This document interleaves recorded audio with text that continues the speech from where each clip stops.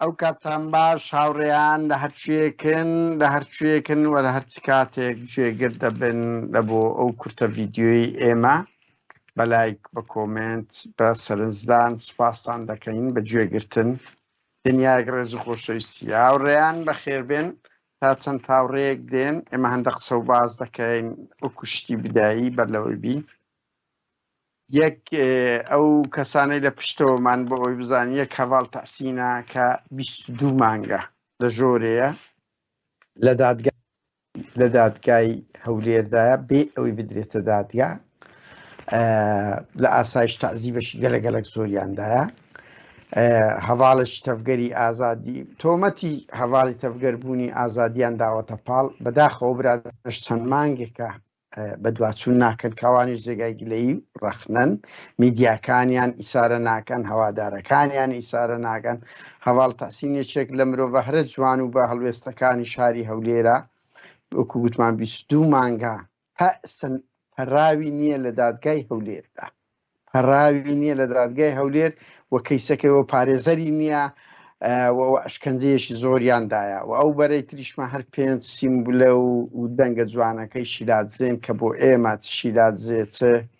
هەولێر چه بادینان چه هەولێر سلێمانی و گەرمیان هیچ جیاوازێکی نییە بەڵام ئەوانەی شیرازێش قوربانێکی زۆر گەورن بەخێربێن هاوڕێیان بەخێربێن من دەمەوێت یەک شت بڵێم ئەمڕۆ برادێک هەواڵێکی سەرنجڕاکێش و یعنی تراژیدیای پێگوتم لەسەر ئەسمەد ئەرگوشی دەمەوێت لێرە هەر ئەوە بەبیر ئەسمەد ئەرگوشی وان بێنمەوە گەنجێکە بوو خەڵکی گوندی چلەوێزە بوو لە دیبەگە ناوی کاوە بێ کەس بوو کە بە کاوێس ناسرا بەس لە پێشمەرگاتی بوو بە کاوە بێ کەس دایک و باوکی نەبوو ماڵی باپیرانی بەخێویان دەکرد بۆ پێشمەرگەیەکی شتی نیشتیمانی پێشمەرگەیەکی زۆر قارەمانش بوو لە 97 چیرا بوو من ئەو ڕۆزانیم بەڕاستی زۆر پێی تێکچووم کە تۆ بەدەستی ئەو ئەسمەد ئەرگوشیە فاشستەی ئەوەندەی تەعزیبدا بوو بە چەکوچ لە سینجدایە دوای ئەو بە زیندیتی زیندە بە چاڵی لە 97 لەبەر ئەوەی پێشمەرگەیەکی بووە احترافی لەسەر برادەرەکانی نەکردیە و لە دوای سوێکی ئابشیرایە وەرە ئەتوو بە چەکوچ لە سینجی بدە ئەسمەد ئەرگوشی ترس ئەزا هاوڕێیان ئەسمەد ئەرگوشی یەکێک لە مرۆڤە هەرە ترسنۆکەکانە من یعنی هەموو ئەوانە جێڕم بڕوا بکە زیندانی هەبووە چاوی بەستایتەوە دوای ئەوە چاوی کرای ئەوە زیندانێکە سوتفە چاوی کرایتەوە هەراتیە چتە ژوورە گوتێ پاسەوانەکەم بڕۆ چاوی بەستنەوە ئەوزا من دێم لی دەدەم ترسنۆک بەڵام فاشستی وەچی خۆی نەبووە کە لە سزنەکانی بەعس وەرە تو بە چەکوچ لە سینجی کوڕە کوردێک بدەی لە ململانێ و دوای ئەو بە زیندیتی زیندە بە چاڵی بکەیت تاانەوە خەبەرەکان لە ناو زیندانی ئاسایش هاتیە زۆر پێی تێکچوون بەڕاستی کوڕە هەژارێک ئێدایک و باوک بۆ پێشمەرگەیەکی دیار قارەمان من هاوڕێم بوو بۆیە کە باس کرا دەمەوێت لێرە ئەو تاوانی ئەسمەد ئەرگوشی بازکەمەوە خەسرە و گوڵیش خەسرە و گوڵ 5,000 تەلەفۆنم لۆ بەردەوام دەبین کۆڵ نادەین ئەویش سەعدەکی گەنجێکی عەرەبی خنکاندیە دێنێ سەر ئەو کەیسانە هیچم بەدەست نەکەی خەسرە و گوڵ بە تێکست دەنووسم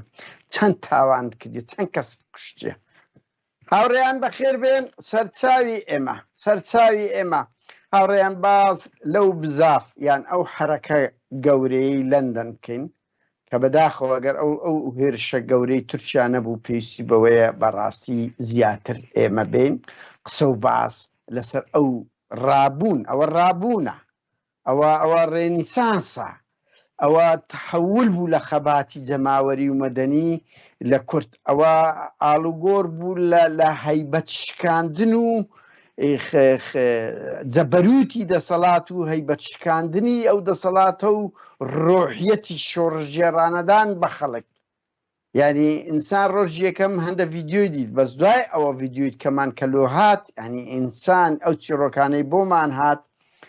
بەڕاستی ئەوە لە مێژوو دەبێ بنووسرێتەوە و جوڵانەوەیەک بووە لە 80 ساڵی ڕابردوو ماڵی مەلا مستەفا قەت تووشیان نەبووە کە مەسەدەینە سەر نامەیە ئەوە باز بکەم لەسەر بە درێژی باز لەو هاوچشە دەکەم بەڵام دەمێ ئەو خاڵەوە دەست پێ بکەم هاوڕێیان خۆشببختانە ئەمە پێشتر هەموو ئەو ئۆپۆسیۆنانەی دروست بوون ئۆپۆسیۆنی ببوورن ئۆپۆزیسیۆنێکی دروستکرااو دەبوو مەسەلەن نەوشیروان مستەفا دەهات گێڕی دەگۆڕی خەڵکیش زۆر بەگەری دەهات بەرهەم ساڵا دەهات گێڕی دەگۆڕی لە پۆستەکە ئەوە دەبوو ئەوە حزبەشی دروست دەکرد شاسوار لە NRT داهات حزبەشی دروست کرد بەس ئێستا من هەستم پێکرد یعنی ئۆپۆزیسیۆنێکی خۆڕسک بەڕێوەیە ئەو ئۆپۆزیسیۆنە لە ناخ و قوڵایی خەڵکەوە هەڵدەقوڵێن پشت بە هیچ لە سەرکردە کلاسیک و سەرمایەدارەکان نابەستێتن و ئۆپۆزیسیۆنەکە زۆر ڕادیکاڵە سازش نازانێ و زۆر بوێرانە و مەیدانیە ئەخراوڕیان ئێمە حرەکەی گۆڕانمان هەبوو بەس حرەکەی گۆڕان جەماوەرەکەی مەیدانی بوو بەڵام قیادەکەی کوشت بووی ئەلە سەگردەکەت پاڵیاندا بووە بەنمونە بەرهەم ساڵە بە هەمان شێوە پیاوی شۆڕژێر نییە بەس ئەو حرەکەی ئێستا هەیە زادەی هەڵقوڵاوی خۆڕستی خەڵکی ناڕازیە و زۆر تووڕەیە کە ئەمن بۆ خۆم شۆک داگرتم کە ئەو هەموو تووڕەیە لە ناخی گەنجی کووردا هەیە ئێمە نەماندیتە بەڕاستی چۆن ئەو تووڕەیە لە کوردستان دەبینین ئەو تووڕەیەمان زۆر زیاتر دیت و ئەوە خاڵێکی زۆر دڵخۆشکەرە کە دەبێ هەمومان ئیش بۆ ڕێخستن و خۆگونجاندنی بکەین چکو فەوزا بوو ئەوەی لەندەن هەچەندە جۆرێک لە ڕێخستنیان هەیە کە جێگای دەستخۆشیە ئەنجومەنێکیان هەیە ئەو برادرانەی لەندەن کە جێگای دەستخۆشیە یعنی ئەوان ئەوە هەموو کات شت بەبێ ڕێخستن ناکرێت ستۆکۆڵم ئێمە مەسەلەن ئەوە 20 ساڵە پێشتر چاکدا ئەوە بە ناوی گروپی عەودەی شوبات ئێمە کار و چالاکیەکان ڕێک دەخین ئەوە نییە خەڵک یاڵە بچینە سەرزادەی لە هەموو وڵاتێک وا بووە ئەبدە بۆیە ئەوە شتێکی زۆر دڵخۆشکەرە هەم خۆیان ڕێگی خستیە سەرەتایەکی خۆ ڕێخستن بوو هەمیش زۆر بە تووڕەیی بوون و ئۆپۆزیسیۆنێکی زۆر باش دروست بوو وەکو گوتمان کە کاریگەری لەسەر هەموو شار و شارۆچکەیەکی دەبێت نەک وڵاتێک و هاوڕێیان هەیە خاڵی تر دەمێ بڵێم ئەو خۆپیشاندانێکی هەموو کوردان بوو ڕەنگی کوردی بەشەکانی کەشی ئەفراد تێدابی بەڵام بەگشتی خۆپیشاندانێکی کوردی باشوور بوو هەموو ئەو دەنگە تووڕەیانەی لە دەست ئەو دەسەڵاتە هەڵاتونە کە ژیانێکی کۆڵەمەرجی و نانەوێ هیچی تر سەرکردایەتێکی و مافیا ناپاک تاڵانچی لە حکومڕاندا بن فێرە ماف بوونە یعنی بە سۆسیال میدیا بەو جوانیانەی لە لەندەن بەڕیتە ئەوروپا دەبینن بەو کارە قێزەوانە دەیانێت سنوورێک دابنێن و هەموو ڕێگاکانی کە تاقی کرایتەوە بۆیە بەڵام یعنی ئەوە هەڵقوڵاوی هەموو شار و شارۆچکەیەک وە تو ببینە لە دەنج نۆتی قسەکردنیان قەڵعزەی تێدایە پشت ببورن گەرمیانی تێدایە هەڵەبجەی تێدایە خانەقینی تێدایە هەر هەمووی تێدایە بەڵام یەک شتی دڵخۆشکەری کەش ئەم دەمێ بڵێم مەسن بەشێک لە ڕەمزەکانیان خەڵکی هەولێر و بادینان بوون ئەوە شتێکی زۆر پۆزەتیڤە کە ئێستاکە لە ئەوروپا یعنی ئەو دەنگە ناڕەزایەتیانەی خەڵکە بادینان و هەولێر کە بووینەتە یعنی ینی لە چەند ساڵی ڕابردوو ئەگە سیرکەی زۆربەی تووڕەیی و ناڕەزایەتەکان لە سلێمانی هەڵدەقوڵە بە حکمی ئەو ئێڕهابە گەورەی پارتی لە هەولێر و بادینان ڕێگای نەدا بەس ئەو پەڕینەوە ئێستا کەیشتە ئەوروپا یعنی مەسەلەن هەولێریەک بادینیەک لە ئەوروپا ئەگەر لە پێش خەڵکی شارەکانی کە نەبی لە دواتر نییە ئەگەر سەرقافلە نەبی لە پشتەوەتر نییە ئەو جەست دەرکەوتنی ئەو ڕەمزانەی هەولێر و بادینان کە من ئێستا لێرە باز لە هەندێکیان دەکەم شتێکی زۆر پۆزەتیف و دڵخۆشکەرە وانیش ئەو بۆشایەی پڕ کردەوە ئەتا لە سلێمانی بکرێت ئەو هاوچێشە زۆر ڕاستە زۆربەی کات ئەو برا سلێمانیانە دەرێن کە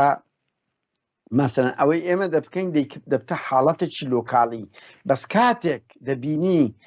خەڵکی هەموو شار و شارۆچکەیەک پێکەوە هاوتەریب لەگەڵ یەک خەبات دەکاتن ئەوە هەنگاوێکی زۆر گەورەیە هەنگاوەکی زۆر گەورەیە بە ئەگەر لە کوردستانیش ناتواندرێ هەولێر و دۆک لەبەر ئەو ئڕهابە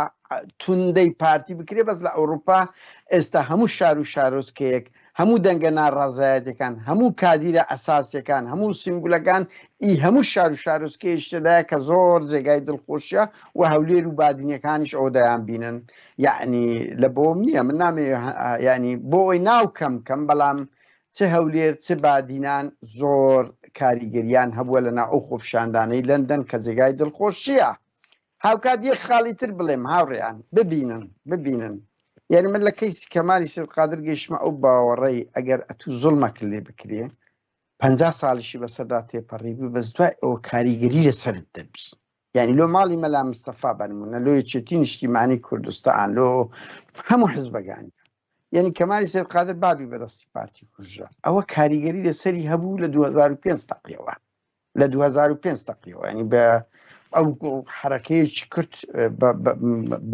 بە تەنیا دای ماڵی مەلا مستەفای کرد چۆ هەولێرێ و کۆمەڵێکشتی گوت ئەمە نامێ ئێستا بڵێم بۆ سەردەمی خۆی جورئەتێکی گەورە بوو بەڕاستی جورئەتێکی گەورە بوو لەگەڵ هەر سەرنجێک لەسەر کەمالی سەیدقادر هەبێت بەڵام بۆ ئەو سەردەم تحولێکی زۆر گەور و ئێمە لە ئەوروپا بوونی یەکەم هەیبەت شکاندنمان لە بەرامبەر ماڵی مەلا مستەفا و مەسعود بارزانی لەو کەیسەی هەمومان هاتین ڕاست ئەو کەتە زۆرە بەڵام لە ئەوروپای لە ئەوروپا و ئەمریکا و هەموو دنیا بە پاڵتاک بە کەودەمی پاڵتاک بەناو بەهێز بوو کوردستان پۆ زۆر بەهێز بوو ڕێکخراوی چاک بەهێز بوو مەسەلەن و ڕەوەندی کورد یەکەم چەکەرەی لە دوای کەیسی خەزرەجی کەیسی کەمالی سەیدقادر یعنی ئەوە ڕابطە بە شەخسەکە نییە ینی جوڵ لە پێشەش وڵاتی خۆپشاندانمان کرد یەکەم جار بوو بچینە سەجادەی لە قیادەی کوردی وە لە چێژ لە پارتی و لەسەر چ کەیسە ماڵی مەلا مستەفای کە جملەیەکی گوت کاکە لە ناو هەول ئەوە بوو مەقالەژی نووسی بدەرێ لەگە خوشکەچی مەسعود بارزانی شەوک لە فندقی بوومە یعنی قورسە و ئەو دەمی هەموو دەمان نووسی هەمومان ئەبڕەوە بە ئەدەبیاتەکانمایە لەگەڵ ئەوەی سەرنجمان لەگە شێوەی گوتنەکەی هەیە بەڵام ئەمە دژی ئەوە ڕابینە ئەو بوو یعنی شکستەی گەورە بە پارتی لەو سەردەم تۆمار کرا و یەکەم جار بوو تواندرا بە هەوڵ و خەباتی هەموو لایەک ناوەندە جیهانیەکان بێنە سەر خات واشنگتن پۆست هاتە مداخەلەی کرد و ڕەوەندی کوردی خۆی چەکەرە کرد خۆی دروست کرد و ئەو ترسەی دەسەڵات شکا بڕوا بکەن چەر ڕۆژێکی بەسەردا چوو بوو ڕۆژنامەی هاوڵاتی ئەوانە و خەبەری کورد دەوێران باز بکەن یعنی هەمومان لە بیرمان لە کوردستان ئەدیب و نووسەرەکان نیان دەتانی داکۆچی لێ بکەن حاڵەتەکە لە ئەوروپاش ئەمە لێرە مزاهرەمان کرد 9 کەس لە چەند وڵاتە 4 کەس 3 کەس بوو بەهەرحاڵ هاوڕێیان بەڵام ئەو تەحەولەی کە لە حرەکەی زیندانیانی بادینان دروست بوو و ئەو چەکەرەی لە ئەوروپا و بەتایبەتی و گوتم هاتنە پێشی کۆمەڵێک سیمبولی هەولێری و بادینانی لە ئەوروپا لە سوسیال میدیا وای کردیە ئەو بۆشایە تا حدێک پڕ ببتەوە یعنی ئەو جورئەتەی لە ناو زیندانیانی بادینان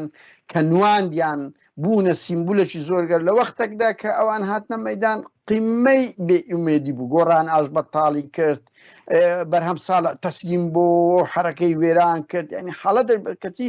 زیندانیانی بادینان ئەو مەسەلەیان ئەوە کردەوە بۆیە هەردوو ڕوودا و شتەشی دڵخۆشکەرە و ئێستاکە خەڵکی ئەو دوو شارەش هاوتەریب لەگە شارەکانی تر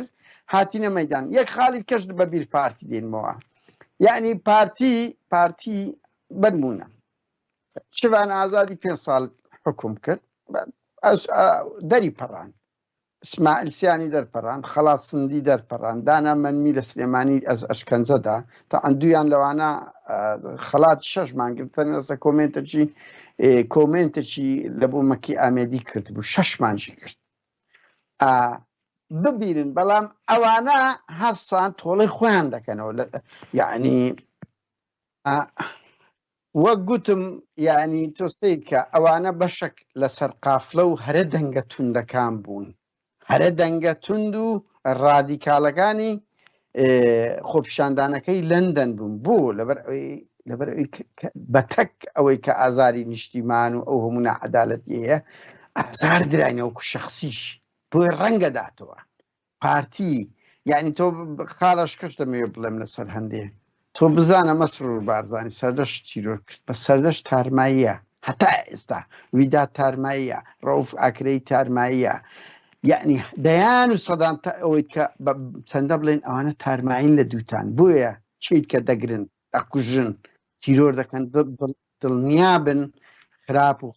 خراپتر دەبێت بۆ خۆتان و ئەو خەڵکە خەڵک یعنی کەس ئامادە نییە لەو کەرامەتی خۆی خۆش بی وا دەکاتن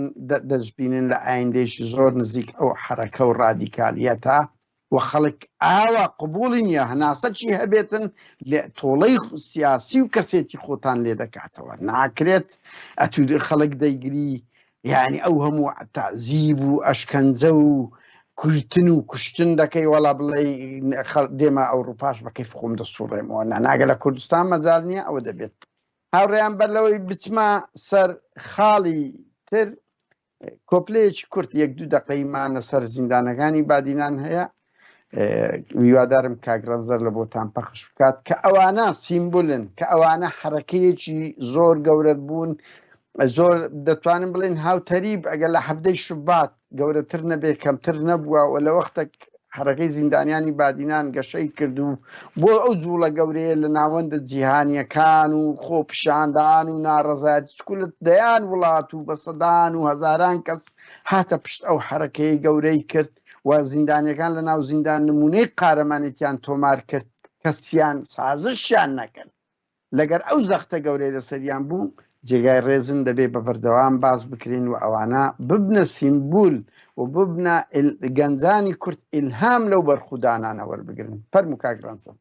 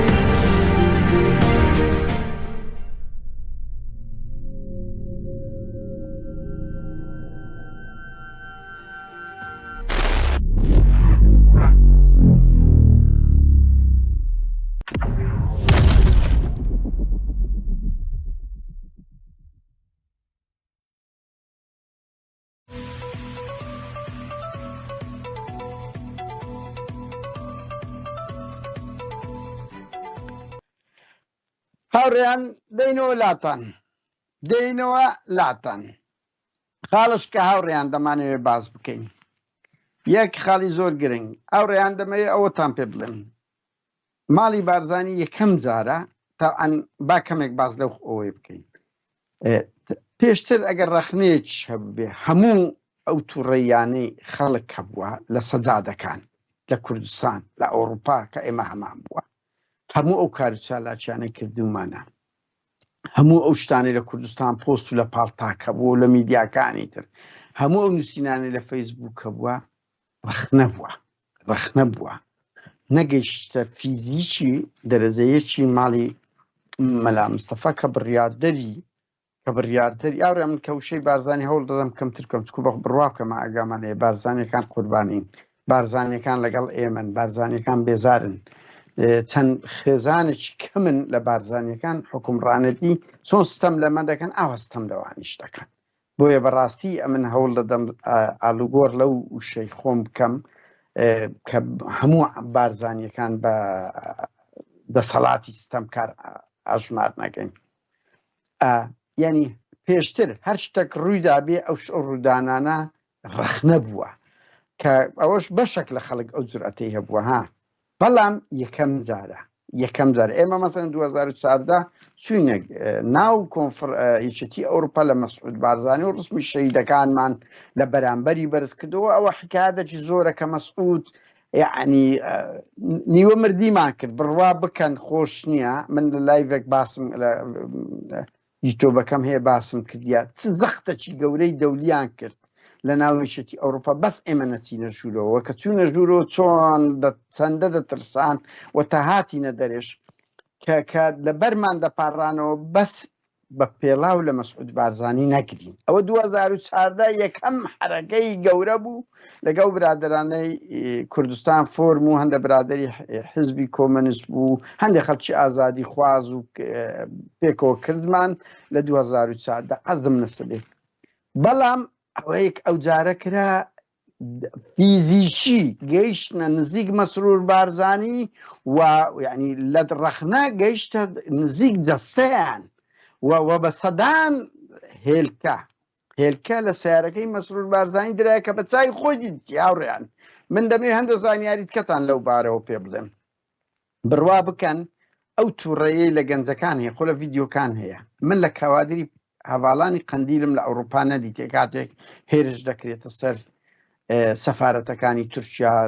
مەسەن ئەم بەخۆم لیان نزیکم بەردەوام دەچین دیتیتمان. ئەو تووڕەیە نەبووە بە ڕادەیەک هەفتا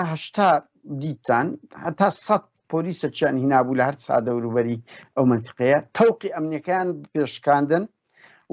ینی ئەو تەوقە ئەمنیە گەورەیان پێشکاندن و ئەو تووڕەیە هەبوو بەرەو مەسرور بارزانی کشکرد کە جاری یەکەم بۆ زانیتە مەسرور بارزانی هاتە دەرێ دوای ئەو چاوی بەو تووڕەیەکێتە چی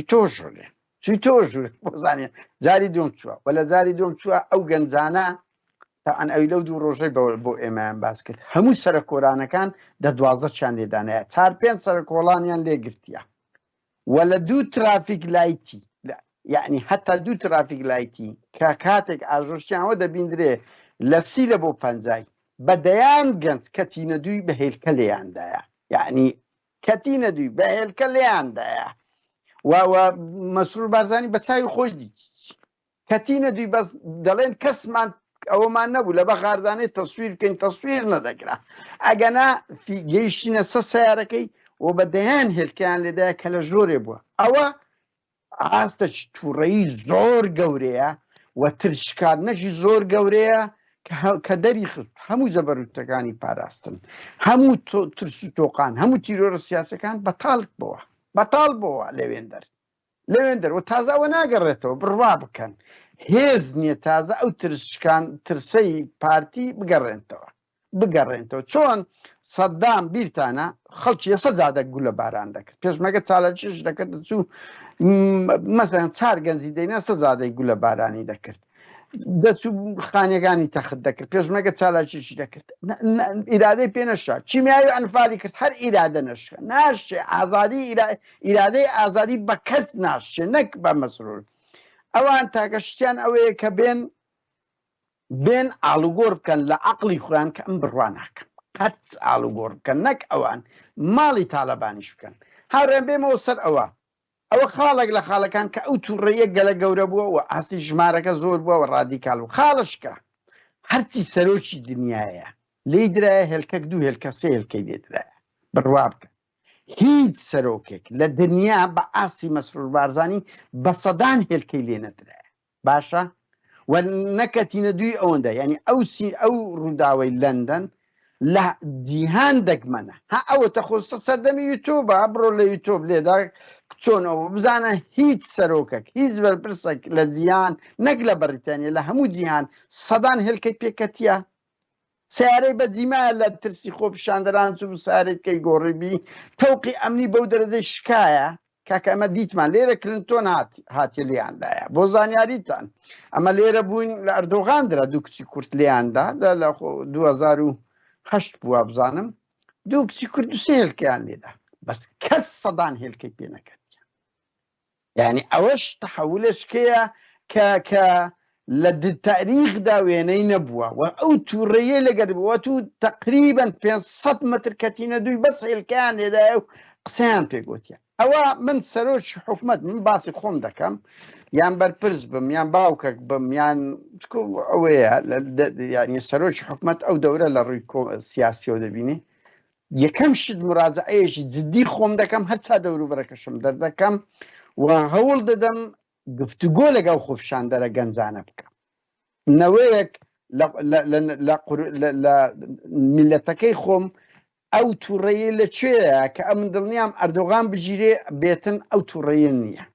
بۆ ئەو تووڕێیە دروست دەبێ بەهەرحاڵ یعنی ئەوە چەند سیمایەکی جیایە و ئەو تووڕێیە و ئەو شێوە ناڕەزایەتیە وەکو گوتم وەر 500 متر بکەونە دوود بە هێلکەی لێدەن و هیچ سەرۆک و بەرپرس و وەزیرێک لە هێلکەک دوو سێ زیاتر لێ نەدرایە کەسی مەسرور بارزانی بە سەدانی لێدرا بڕوا بکەن ئەڵێن لە یەک لەحزاب 100 لە 200 هێلکە ڕۆیە ئەو جگە لەو تووڕێیە ئەوە خەڵکی سیاسی عاقڵ دەرێ من دەزانم ئەوانە ناگۆڕێن و ئێستاش قەناعەتیان وایە ئەوە موعامەرەیە و یەکێتی لە پشتە و پەکە لە پشتە و ئیسلامی لە پشتە و ئێران لە پشت هەر خەیاڵیان لەوە ناڕۆ بابە ئەوە تووڕێی گەنجی کووردە تووڕێی ڕنگدانەوەی سیاست 31 ساڵەیە کە خەڵک بێهودە بووە لێتان کە خەڵک هەرچی وەسیلە چ خەباتیان گرتە بەر بێسوودە لە گەرنگۆ بۆیە بڕیاریاندایە کە شێوازی خەبات بگۆڕن وەوە خەڵک تحملی نمایە بڕوا بکەن لێرە ڕناوەستی یعنی من دڵنیای ئەو بەرپرسانە دەکەمەوە و ئەو دوو حزبە دەکەم دڵنیا من لێرەش ڕناوەستێ تەواو تازە جارشکە دەبی قەفزەی گەورەتر باوێ ئێمە لە ناو حرەکەین 15 ساڵە کە ئەو خەباتە جەماوەری و مەدەنیە دەستمان پێکردیە هەر جارەی تووڕەبوونەکە بۆرە بڕۆ ئەوەی لە سوید کرا دوای ئەوە لە بڕۆکسل کرا هاتە سوید ئێمە کردمان دوای لە سوید پەڕیەوە لە بۆ بەلجیکای کاکڕەنز دەرگراوی بە تەنیا دو سێ جار کردی جارە کاکارزان و کاک پێشەوی لەگەڵدا بووە کاکارزان عەلی و کاک پێشە و ئیسماعیلی لەگەڵدا بوو بەڵام چەند جار بەخۆی بە تەنیا کردیتی پەڕیەوە ئەڵمانیا پەڕیەوە کە کەتنە دوونێتی پەڕێەوە کەنەدای پەڕیە ینی ئەوە بوو کاک فەریدون کونجرینی ڕسوای فەریدون عەبدولقادری کرد بەنمونە یعنی هەروە دێ دەپەرتەوە گەیشتە ئەوەی ئەمریکای کاک دژوار شکر ئەو جۆ ئەو چالاچەی کرد یعنی ئەگەر تو سیرکەی ئەوەی نێچیری هەروە دێ تونند و تونتر دەبی و بۆیە بەرەو زیاتر دەڕ ئەوە دڵنیا بن و دوو من دەمێ ئەو مژدێژ دەمە هەموو بەرپرسەکانی کورد بە گچکە و گەورەیانەوە بەنووسەر و ئەدی بە خائین و خۆفرۆشەکانیش هەنی وا لەگە مەسرور بکە قڕ بە سەران دەبێت چ لەگەر ئێوە بکە بە جددیمە بتانگرین لەو کۆڵان و شەقامانەی ئەوروپا دەبێت چ لەنگۆ بکرێت ئەو مەسئولانەی کەی خوارێ باشەکە خەڵک وا لەگە مەسرور بکە دەبێت چ لەگەڵ بکە چ لەگەر بکە ئسمە دەرگوشی خەسرۆ گوڵ وەستا حەسەن بارزان قەسا پێر شەڕەش ئەو دەردەتان دایتە ئەو میلەتە یعنی وە دەزانن دنیا ئیلە الئەبەد وایە و لە هەمووش گرنگترا ئەوڕێنەوانە زۆر پشیان بەوە خۆش هەموو دەوازیان وەگرتێک گویا دێنە ئەوروپا وەڵڵاهی دڵنیام لەو ئەوروپایی تحولی کە ڕوو دەدا هەر من هەر ئەوەندە دەتوانم بڵێم ئەمن ئەوەی ئەو ڕۆ ئەو جارەی دیتم لە لەندەن گەیشتمە و قەنەعەتەی لەوە زۆر زیاتر تێدەپەڕێ زۆر زیاتر تێدەپەڕێ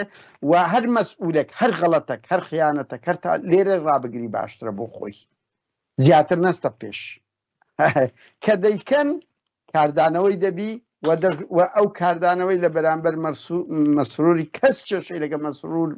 بارزانی نییە کەس چێشەی لەگە نێچیروان نەبووە کەسمان چێشەمان لەگەر نەوزات هادی فەلا مستەفا و نازام ئەمروزەید و قوبات تاڵەبانی نەبووە کەوانە هەموو کەتینە بەرێ دەیان مەسئولیت کە کەتیتە بەرێەوە دەیانیش دەزانی نەوێرانە بێندرێ چێشەمان شخصی نییە چێشەمان بەڕێوەبردننی حکومڕانێتی و ئەو دزی و تاڵانی و ئەزاردانی میلەتە بۆیە دڵنیا ئەوروپا ئەمریکا کەنەدا ئوسترالیا من نازانم شەرق ئەوسەد هیچی نابتەمڵکی ئێوە چه ئێستا و چه ئایندا ئەو باوکەتان مرد بێن کۆڕ و سمیناری بکەن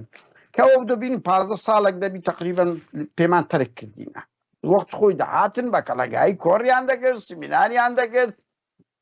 من نامەوێت بێمەوە سەر ئەوەی بڕواکەن یەکەم کۆڕ کە تێکماندا قەت باسمان نەکردیە لەبیرم چوو بوو ئەوەندە برادرە سوید دەزانن ینی 2007 بوو قادر عیسات کوڕژی سەرمادەی سەد کرد پارتی ئەوانە هاتن هەر لەوێندەر کەرامەتمان شکاندن ئەو کوردستان تێڤەیە لەوێندەر بوون پێم گوت تەلەڤیزیۆن قەپات دەکەی دەچێت دەرێش لە بۆت نییە یەکشت بکەیت تا ئەن ئەوە ئەو دەمی گەلێک زۆر بوو 2007 وتم لە بەرەوەیان گوت تەزە سوز دەکەن نەهاتینە ئیتر کۆمەڵە قسەم زدی پارتیویشەتی کرد دوسێ برادری تریش پاشیم بەس یەکەم جار بوو لە دەوی بدەینەوە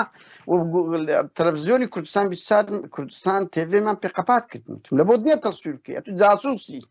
تا ئەن ئەوە لەو دەمی زۆر بوو 2008 لە مەحموود سەنگاوی نامەوێت بچمەوە سەر 2010 لە مەلا بەختیاری ئیتر وەمان لێکردنە سەر لە ئەوروپا ناوێرن کۆڕ بکەن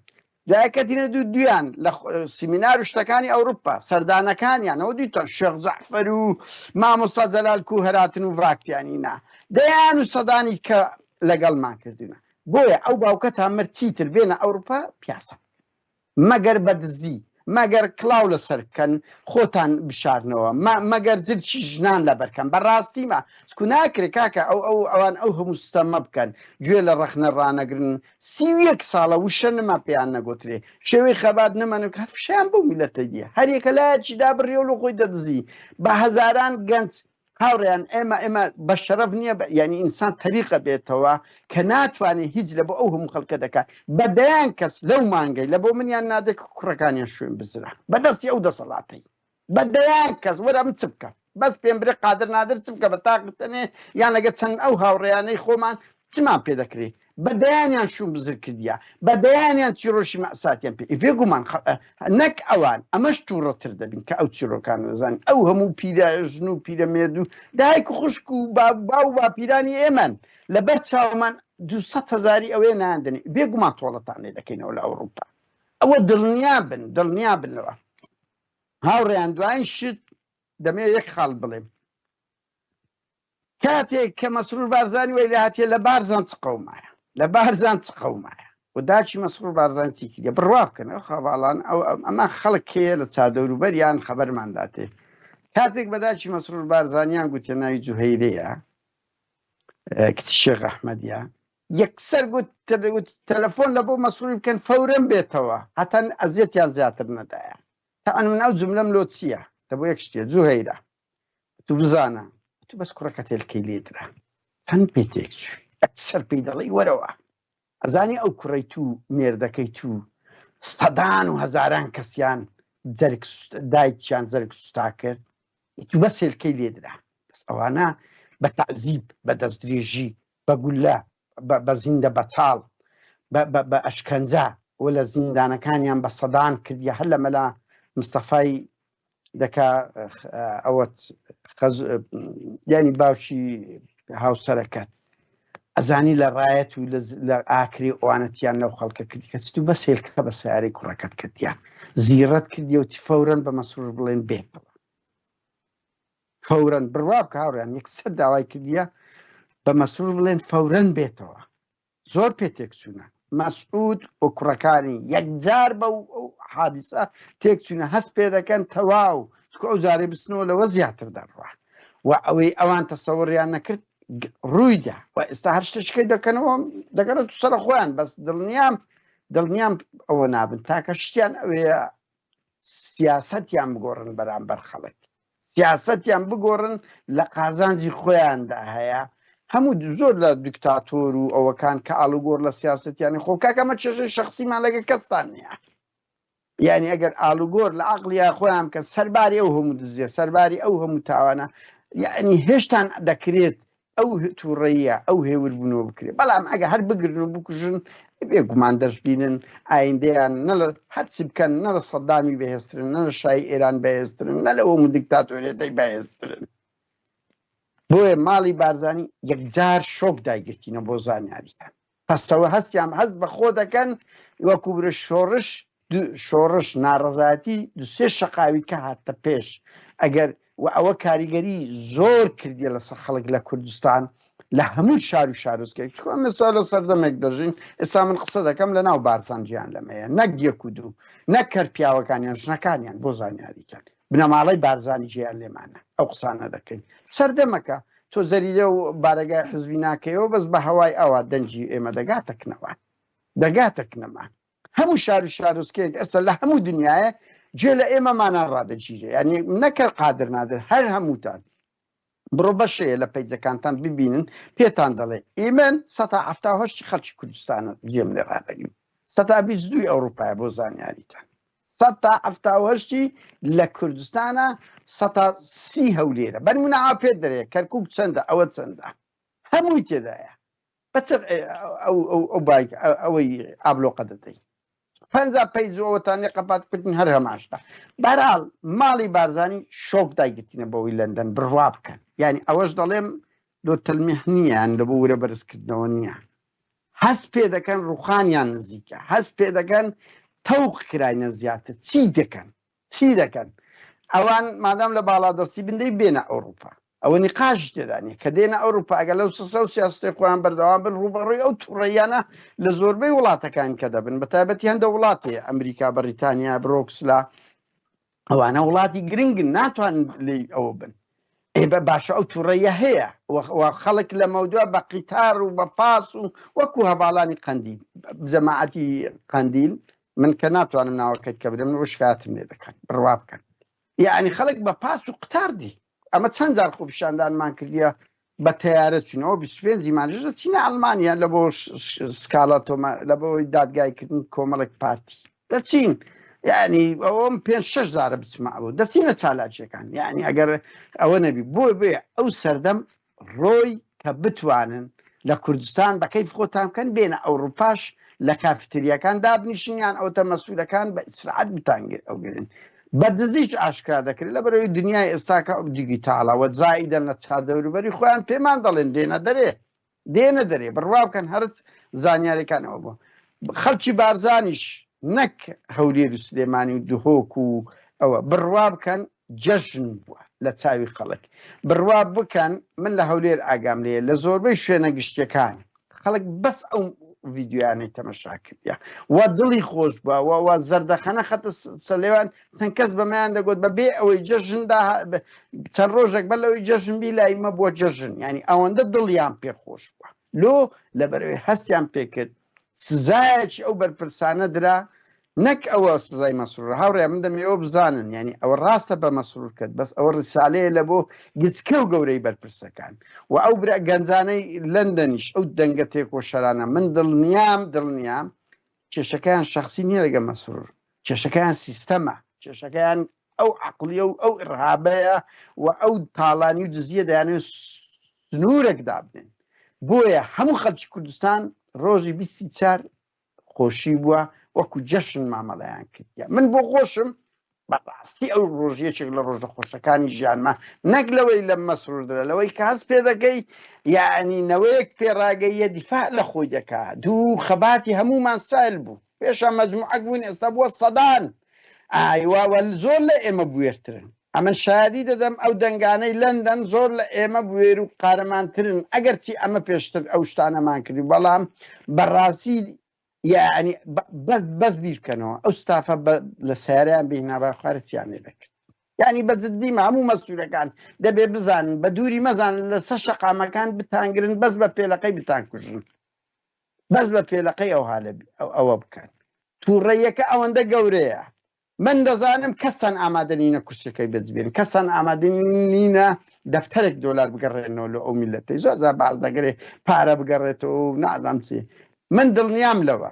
بەڵام بەلای کەم لێرە ڕای بگرن ئەگەر ڕای نەگرن دڵنیا بن لە کۆڵانەکانی ئەوروپا دەکەونە بن پێلەقەی منداڵانی کورد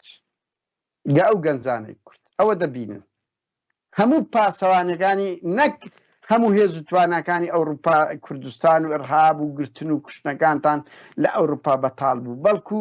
هێزی ئەمنی ئەوروپیش نەیانتوانی پاسەوانی بتان پارێزن ئەوە بن هاوڕێیان دوایین شت دەمانەوە بڵێن لەسەر کە ئەو هێرشەی تورکیا بەڕاستی هێرشەکە ئەو دەبینن لە باکوردەیکا لە ڕۆژ ئاوا کردیتی لە باشوور تورکیا دێت خاچی کوردستاندا گیر دەکات و کەڕامەتی هەمومان دەشێنی بۆ دەیامین زارەوە تورکیا هەر گوندەکی گرتبی هەر نەکشایتەوە لە ئەوە سیفەتی 6 ساڵە خاچی کوردستاندا گیر دەکات بەڵام ئەو جارە بە ئاشکرا پارتی تەنسیقەکە و لە پرۆسەی خیانەتکاری بە ڕەنگەشکە ئوبدەیتی خۆی کردیە کوچ خەباتی جەماوەری ئالوگۆڕی بەسەرداهاتیە بە هەمان شێوە خیانەتی پارتیش ئالوگۆڕی بەسەرداهاتیە ئێستا بە پێشناکەوی دلچی دەگۆڕی وەکو ئەو هەواڵانەی قەندیل بە خۆیان باز دەکەن ئێستاکە بە خۆی تەقەناکە دەزان چ دەکەن بڕوا بکەن ئەو جارە زۆرترین زانیاری درایتە سوپای تورکیا پارتی دایتی سیخوڕی لە بۆ کردیا و زیانی گەوریان بە هەواڵانی قەندیل گەیاندیە هەمووش بە خیانەت و زانیاریەکانە چۆن بەو گێپێ ئێستا دەیان کادیریان شەیدکردندا ئێستاش بەو زانیارە ئەزیەتی زۆری ئەو هەواڵانی قەندیل دەکەن ئەبێت ئێمە لە ئەوروپا و لە سۆسیال میدیا فۆکس تەرکیز بخینە سەر خیانەتی پارتی و ڕوودا و دروست بکەین و هێرش و ناڕەزایەتیمان لە ئەوروپا دەست پێ بکەن دژی ئەو خیانەتەی پارتیسکوت سوپای تورکیا بە تەنیا دەرەقەتی 20 جاری تاقی کردەوە دەرەقەتی ئەو برادرانەی قەندیل نەهاتیە ئەوەی تەنجیان پێڵ دەچنێ خیانەتی ناوخۆیە ناپاچی پارتیە کە سڵ لە هیچ ناکاتەوە و ئێمە ئاگادارین زۆر شت دەکاتن پارتی لە بنەوە با شوێنی نهێنیان پێ دەڵێت هاتوچۆوە دەیانەوێت تەنجیان پێڵ بچن و هەموو هاریکارێکی لۆجستیان دەکەن هەموو هاریکاریەکی لۆجستیان دەکەن بەسمە بە ئاشکرا وەکو نۆتەکان و سەرەتای 2000ەکان بە پێشیان بکەون بۆیە ئەرچی هەمومانە فۆکس بخەینە سەر ئەو کەیسە و ناوەندە جیانەکان و تاوانەکانی تورکیا ئەو کۆمەڵێک برادر کاک دژوار شکروانەوە لە ئەمریکا خەریکن سیناتۆر و ئەوەکان تاوانەکانی ئەردۆغان هەموو ئەوانەی پێشوو و ئەو هێرشانەی چیمیاکردن هاوڕیانە بێ ئێمە ئەو تاوانانە بین ناوەندە جیانەکان کەم بە خۆشمان خەریک دەبین لەگە بەشی تورکیای وەزارەت دەرەوە کۆنتاکتمان هەیە لە گەشتی ئەوروپا ئەمە کۆنتاکتمان هەیە بەشی تورکیاش دەبینینەوە لە دیشتی تورکیا لە یەکێتی ئەوروپا هەر زۆر بەسیتە ئێمە پێمان دەگەێنین نامە و دوکۆمنت و هەوڵ بدەین هەڵمەتێک بکەین و لە پشت ئەو برانم ئەوانە تاکە هێزی شۆڕژێڕن لە هەموو دنیا لە چیاکانمانە ئەوە بیرکەنەوە هەیەە 50 ساڵە لەو چیانەیە لە بۆ ئازادی نەبی شێت نەبووینە لەو چیانە دەژی ئاژەڵ لە چیا دەژی بەڕاستی چێ دەتوانی بژی مرۆڤ 50 ساڵ لەنا ئەو کنە ئەشکەفتان ئەگەر لە پێناوی ئازادی نەبی بەهەرحاڵ هاوڕێیان ئەرچی هەمومانە لە پشت ئەو برانەمان برا و خوشکە تێکۆشەر و ئازادی خوازانەمان ڕابوەستین واس دژ بە سوپای تورکیا بۆستینەوە دژ بە خیانەتێکی پارتی و بنەماڵەی مەسعود بارزانی بۆستینەوە کە پاڵپشتێکی معنەوی و لۆجستی زۆر گەورەی ئەوە دەکەن ئەو هێرشەی تورکیا دەکەن سەرکەوتنیش هەر بۆ هەواڵ تەحسین و زیندانیانی شیلاتزێ و زیندانیانی بادینان و هەواڵ شێروانی کە 11 ساڵە لە زیندانە بەبێ ئەوی بدرێتە دادگا و بۆ هەموو زیندانەکانی ترە سەرکەوتن هەر بۆ ئەو دەنگە ئازادی خوازە سەرفرازی بزانن هەمومان سەرمان بەرزە هەمومان سەرمان بەس هەموو بەرسئولەکی پارتی لە ناغدا تێکشکاوە لە ناغدا هەز بە شەرم دەکات لە بەرامبەر ئەو میلەتە بەڵام ئێمەوانین سەرمان بەرزە چۆن جاشەکان ئێستاش دوای تێپەر ئەو هەموو ڕووسپیکردنەوەی دەسەڵات ئێستاش چاویان شۆڕە تاویان شۆڕە نەوەکانیشیان شەرمەزارشی گەوریانەوەکات بە هەمان شێوە ئەو پارتیویچێتیانە و ئەوانەش وەکو هەموو سیستەمە دیکتاتۆرەکان کە دەڕوخێن تەنیا ئەو سیستەمانە بە زیندی دەمینێتنەوە بە سەرفرازی دەمینێتەوە کە بە دیموکراسی عەدالەتی تا ڕادێک عەدالەتی کۆمەلایەتی